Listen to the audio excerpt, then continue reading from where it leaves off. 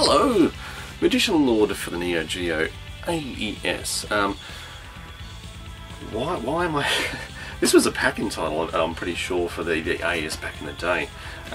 Here's a bit of a look at the cover. Ooh, look at that. Fancy. Why I wanted to talk about the... pop that there on the MVS, it never works. I want to talk about Magician Lord. Why? It was one of the first games I actually saw on the MVS.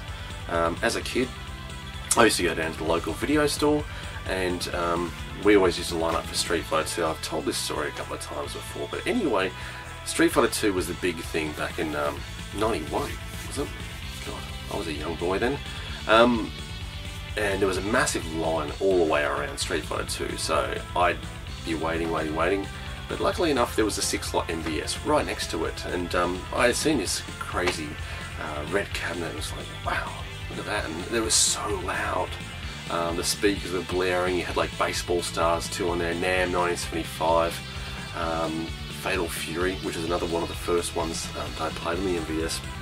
But I saw one game which was Magician Lord, which is kind of a, I don't know, how would you describe it? It's a side-scrolling-y, platformy action adventure. It kind of plays like Willow, which you would see at the arcades, where I think it's Elta is the protagonist of the game, and you can change into different creatures and sort of like a fire-breathing dragon and things like that. And it was hard. it was terribly hard. Why it caught my eye? I think being sort of in the early 90s, parallax scrolling was was something that was I don't know, it just looked amazing. Like kind of how we look at HD graphics now, we're just like, wow, those textures look so amazing.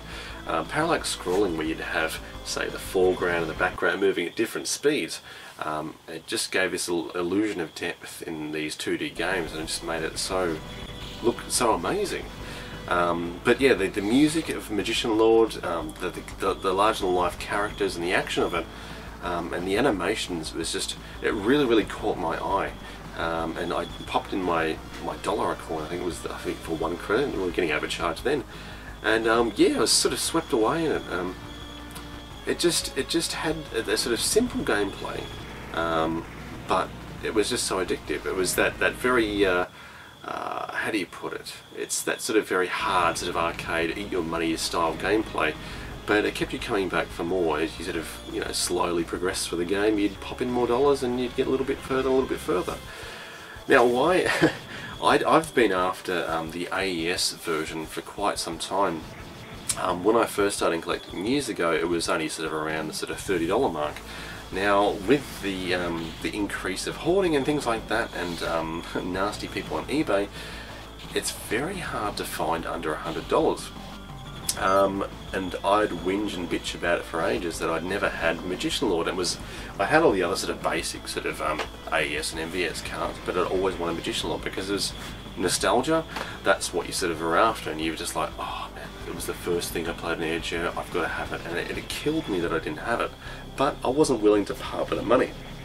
It was my birthday, I think, last week before, and the guys from Retro Domination, Mark, Daz and Maddie, all chipped in, and they got me a nice, still sealed, oh, is that new stock? Oh, lucky. Got me a copy of that on the AES.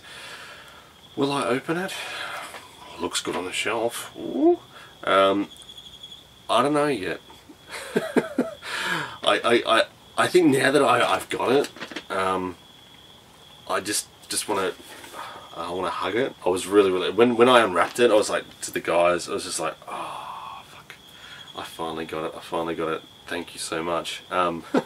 It was yeah, it was an absolutely awesome present from the guys. I think the footage I'm going to show you guys, or the footage that I'm rolling over the top, it's going to be via emulator. Sorry, I want to keep it sealed. It's such good condition. It's a great little game. So if anyone's collecting AES games, you know that they cop your wallet very hard because they're very expensive. They cost a lot of money. Even your basic titles, like I think Samurai Spirits 2 and 1, you can sort of pick up for $50 plus post now. Yeah, whereas they used to be a lot cheaper, but yeah, AES collecting is very, very hard. My good friend Matt Cooley from Retro Nation, he's a big AES fan, and he's paid some dumb prices for some of the titles he's got, but you know, he's a happy man. So yeah, so Magician Lord, check it out. It's a fantastic little title on the AES. You can pick it up on MVS as well if you want to go the cheaper route. I think even that's getting up there in price, but gosh, isn't everything? Anywho, just thought I'd share that. It was an awesome birthday gift. Thanks guys for grabbing that for me. Absolutely stoked with that one. Really, really happy with that. So yeah, cheers guys, and I'll catch you soon. Enjoy.